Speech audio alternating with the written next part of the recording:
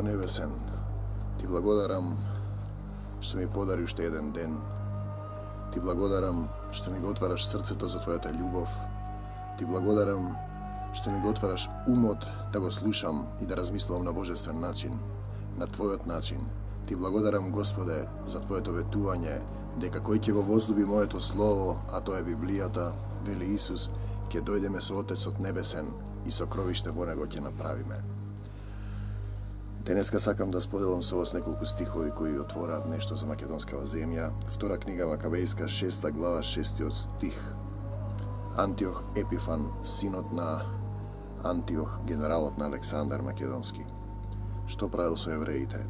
Не се дозволуваше празнување на саботата, ни празнување на празниците, па не дозволуваа дури да се нарекуваме јудајци. Значи, нашите предци македонците им забранувале на евреите да се нарекуваат јудајци. Видете, интересно, истото тоа ние денеска ни се случува нам во Македонија. Се разбира, бидејќи него повикуваме Исус да живее во нас, во македонскава земја, и да живее со нас, бидејќи ние ќе видиме понатаму каква е заповета дадена во македонскава земја. Ево уште еднаш ќе прочитам уште еден стих. Значи, 6 глава, 2 Макавејска, 12. Ги молам оние што ја читаат оваа книга, да не се плашат од овие неволји и да знаат дека овие страдања не служат за пропас, туку за вразумување на нашиот род. Тоа се однесува на евреите. И понатаму, зашто тоа што на нечестивите не им се дава многу време, туку набргу бидуваат казнети, тоа е знак за големата Божја милост. Додека другите народи Господ ги чека долго трпеливо за да ги казни за нивните гревови, тогаш кога тие ќе се натрупаат, а со нас не постапуваат така, нас не чека долго трпеливо, тоа се однесува за евреите. И видете, интересно, тоа што сме го правеле ние на евреите пред 2000 години, од наследниците на Александар, од синот на генералот на Александар Антиох Епифан, ние денеска можеби да се чудиме зошто на Македонија не се дозволува да се нарекува Македонија. Ти имаме цел еден проблем на ситуации кои можеби, ако размислувате само телесно и земно, ќе ви изгледаат нереални и невозможни и нелогични, бидејќи што им пречи на другите, на светот. А светот го владее сатаната, ние да се нарекуваме македонци. И одиме сега понатаму во една интересна приказна, која исто така отвара нешто за нас. Македонците, бидејќи нас не нема во европскиот катастер, не го признаваат името, но Господ не запишал во Божиот катастер. Дела на светите апостоли, на светиот апостол Лука, 15 глава, 14 стих. Симон изложи како Бог најнапред ги посети незнабожците да од нив да избере народ кој што ќе го носи неговото име. Значи, Бог најнапред ги посети незнабожците да од нив да избере народ што ќе го носи неговото име. За да го побараат Господа и другите луѓе и сите народи кои се наречени со моето име, вели Господ, кој го прави сето тоа. Значи, Дела 15 на апостолите, 14-17 стих. И еве што е пораката за оние што го примаат Христос. Добро треба да се разбере. Затоа јас мислам дека не треба да им се прават мачноти на оние незнабожци кои се обраќаат кон Бога. Значи, христијанството не им припаѓа само на еден народ, туку секој што ќе го повика моето име, вели Исус, ќе биде спасен. Туку да им се заповеда да се воздржуваат од идолски жртви, од блудство, од удавено и од крв, и да не му прават на друг ништо што ним не им е угодно. Значи, тоа е пораката на сите оние што го примаат Христос, бидејќи евреите биле избран народ и нели било забрането да се дружат дури со другите народи. И кога на Петар му се јавува сон, кога му вели коли и јади, Господ ми рече, вели Петар, ни еден народ да не нарекувам поган. И повторно, зашто на Светиот Дух и нам ни беше угодно веќе никакво бреме да не ви ставаме, освен она што е потребно. Значи, 15 глава, 28 стих, што се однесува на оние кои треба да бидат христијани, кои се христијани, го примиле Христос, да се воздржувате од принесување жртви на идоли и од крв, одудавено од блудство и да не им правите на другите она што вам не ви е угодно. Сето она што ви го прават вам, правете им го и вие, зашто тоа се законот и пророците во Матеј. Значи во 15 дела 15 глава 14 Господ вика дека најнапред ги посети незнабожците да од нив да избере народ што ќе го носи неговото име. И веднаш после 10 стихови 16 глава, значи апостол Павле сака да појде да го шири светиот дух да го шири светото евангелие во Азија и тој вели штом, значи 16 глава 6 стих, штом го преминаа Фригија и Галатскиот крај, ним не им беше допуштено од светиот дух да го проповедаат словото во Азија. Значи светиот дух не му дава на апостол Павле. А кога отидоа во Мизија, се обидоа да отидат во Витинија, но духот не ги пушти. Значи не ги пушти ниту да го шират светото евангелие во Витинија, а тоа е Павле и Тимотеј, на кому потоа ги пише оние писма. Целото свето писмо е од Бога вдахновено. Тимотеј, чисто мајка му е јудејка, а татко му е веројатно од може да се претпостави дека припаѓал на Македонската империја, кој го наречен Елин. Сега, значи Бог вели дека ќе избере меѓу нив народ од незнабожците што ќе го носи неговото име. Апостолот Павле и Тимотеј сакаат да одат во Азија, светиот дух не ги пушта.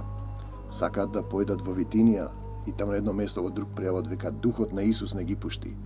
И потоа Павле го сонува сонот, значи да од нив да избере народ Господ кој ќе го носи неговото име и еве го тој народ.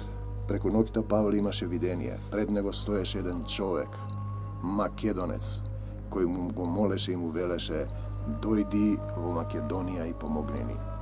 По тоа видение, вели апостолот Павле, веднаш посакавме да тргнеме за Македонија, бидејќи разбравме дека Господ не повикал таму да го шириме, да го проповедаме светото евангелие. Ете, значи Господ да избере народ меѓу незнабожците, бидејќи разбравме понатаму во 15 стих 14, значи Бог најнапред ги посети незнабожците, та од нив да избере народ кој што ќе го носи неговото име. И веднаш потоа 16, 9, 10 дела на светите апостоли, по тоа видение ние веднаш разбравме, посакавме да тргнеме за Македонија, зашто Господ, бидејќи разбравме дека Господ не повикал таму да го шириме светото евангелие. Значи во Македонија, ако сака да оди напред, Македонија беше во проклество, бидејќи на евреите претходно им го разурна храмот, ограбуваше, убиваше жени и деца, ги палеше светите еврејски книги, им забрануваше да зборуваат на еврејски, им ги тераше да се поклонуваат на други богови, на Дионис наместо на Исус и на Отецот небесен. Им забранува да се нарекуваат евреи.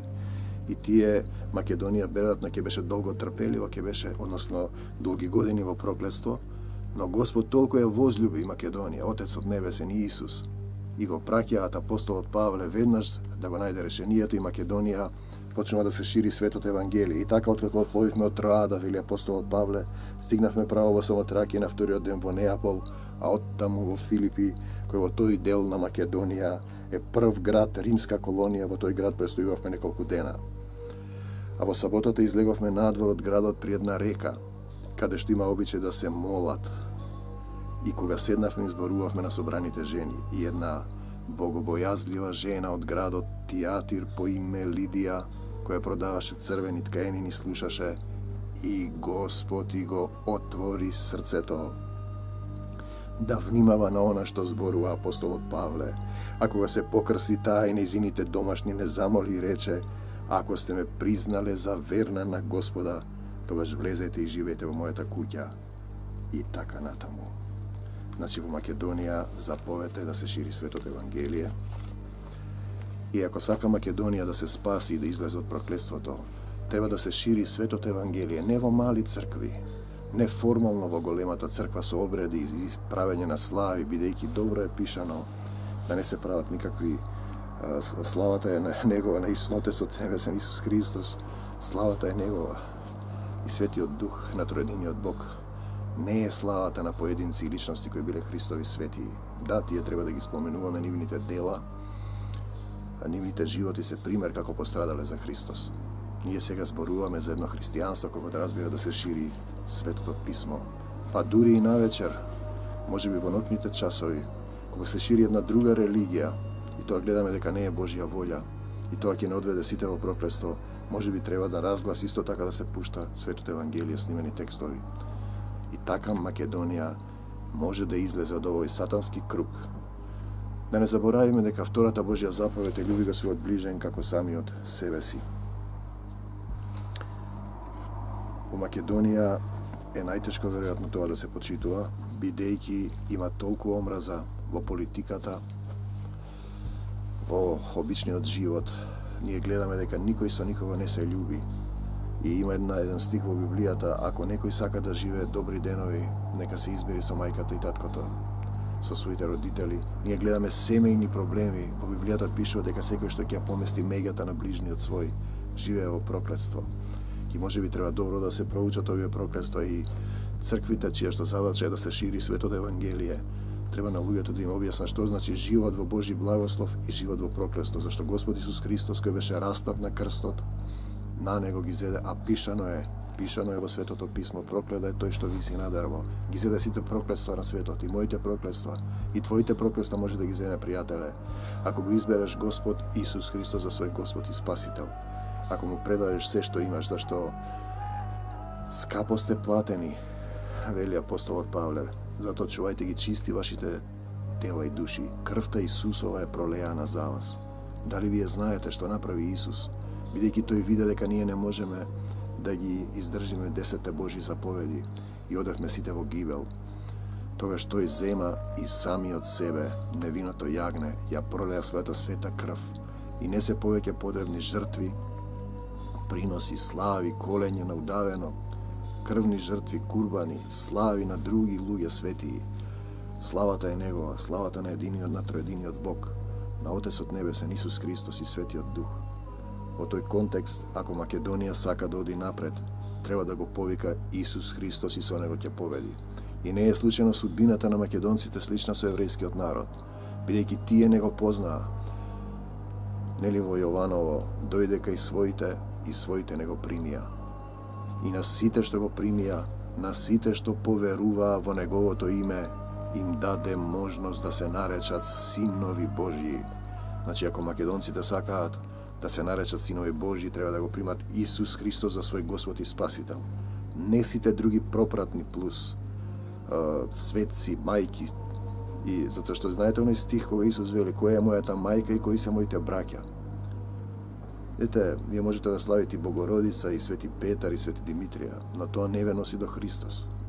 Тоа е на некој начин идолопоклонство. И ако читате во Богомилската книга, каде што пишува дека во христијанските цркви верниците, не знаејќи на насликаните икони, се поклонуваат на демони.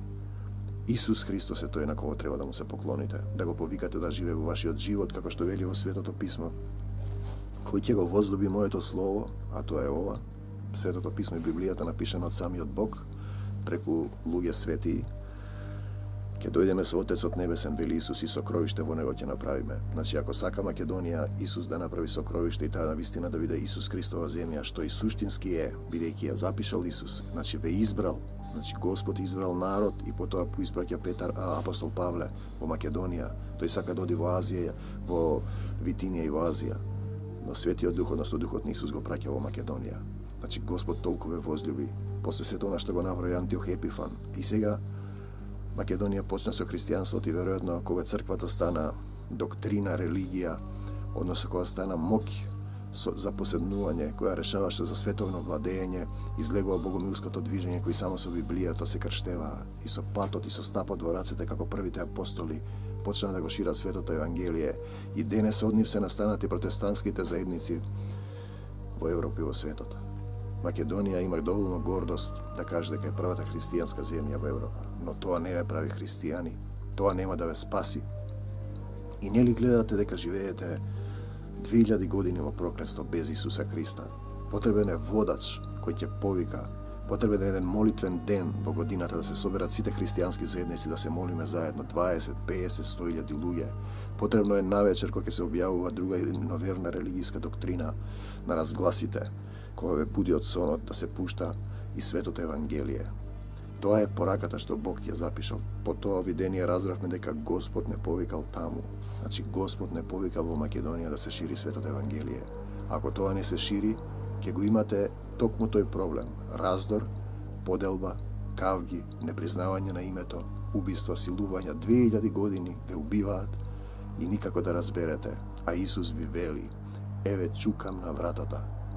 Кој ќе отвори, ќе седнам и ќе вечерам со него. Слава ти, Господе Исусе Христе. И сега ќе ви покријам во Откровение 16:16 е запишан еден стих: и ги собра сите на местото, по еврејски наречено Армагедон.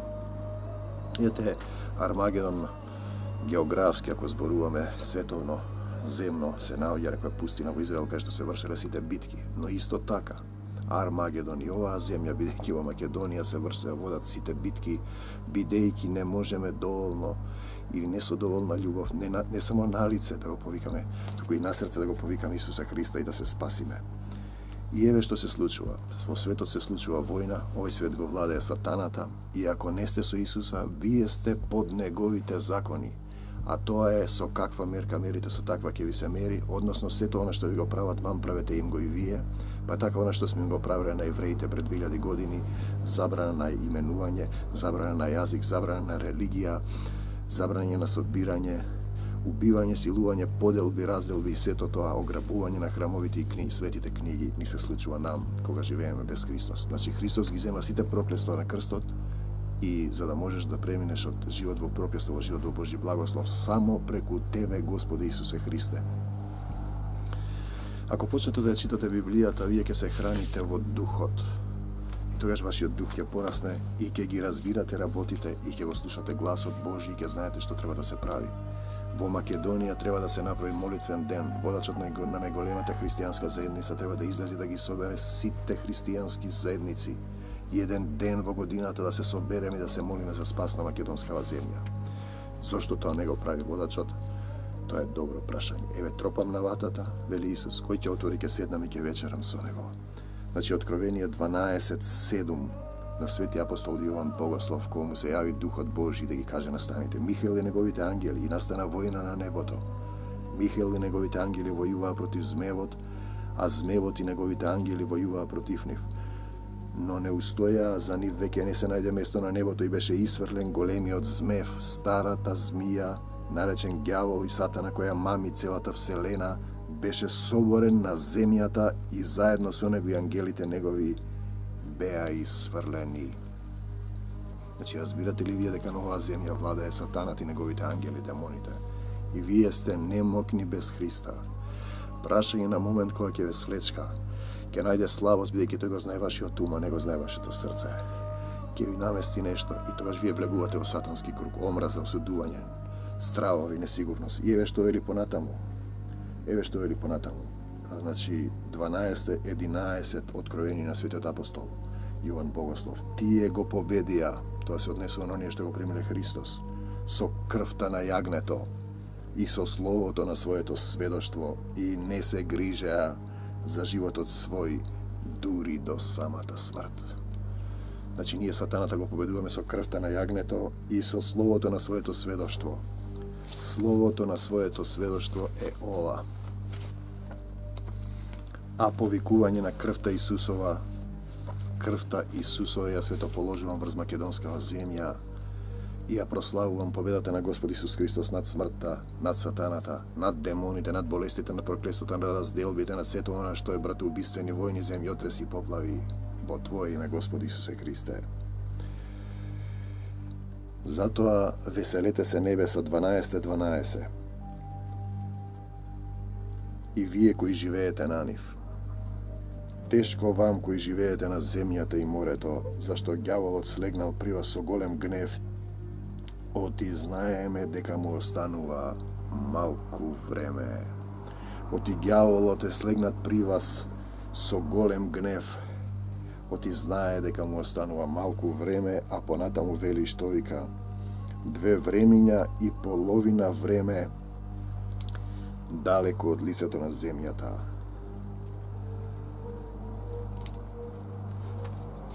Македонци мои, Да се сака татковината е добра работа. Но да се разбере дека во Библијата е пишано кој се надева на човек, живее во проклество. 2000 години се надевавме на себе си, се боревме. Доволно македонци се убиени. Доволно е пролевана крв, на македонска крв. Ние веќе имаме крв пролеана. Тоа е крвта на Исуса Христа. Потребно е да го повикаме Христа во Македонија. Да се собереме еден ден заедно. Да дојдеме до почетната кота, љуби го својот ближен како себе си. Да не повика големиот водач на најголемата христијанска црква. Ако е во Христа, сите христијански заедници да се молиме за спас на Македонија. Не самите да се молат, не бидејќи така не го почитуваат христијанскиот првата Божја заповед, туку да ги повикаат сите заедници, малите цркви, Христовите цркви кои го шират светот Евангелие. Татко Небесен, Ти благодарам што и денеска си во моето срце, што ми ги отвори овие слова да ги споделам со мојот народ.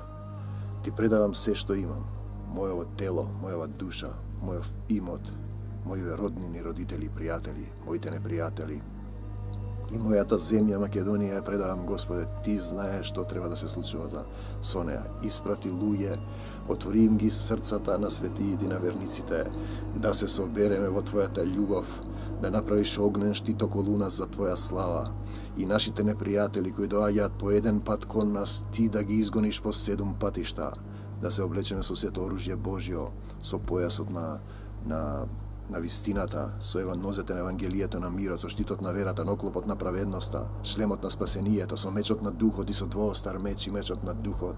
Во Твое име, Господи Исусе Христе, ги раскинуваме прангите на сатаната што се врне врз македонската земја. По молитвите на светиите, нека биде Твојата волја, сега и секогаш, и во вечни векови. Амин. Македонијо, еден пат имаш патот на Христовата љубов. Време е вистински да го повикаш Исуса Христа, не само на лице, туку и на срце. Христијанин не е оној што зборува за Христос. Христијанин е оној што во неговото срце, преку сокровиште, откако ќе го возлюбите Божјото Слово, живее Отецот, Синот и Светиот Дух, со кого сме запечатени за денот на спасението и воскресението и ни дава сила за сведоштво. Запомнете, војната не е ваша, туку е Божја. Потребно е само да се покаете за гревовите, да им простите на сите и да го повикате Исуса Христа и неговата ангелска војска во македонскава земја и да бидете спасени. Амин.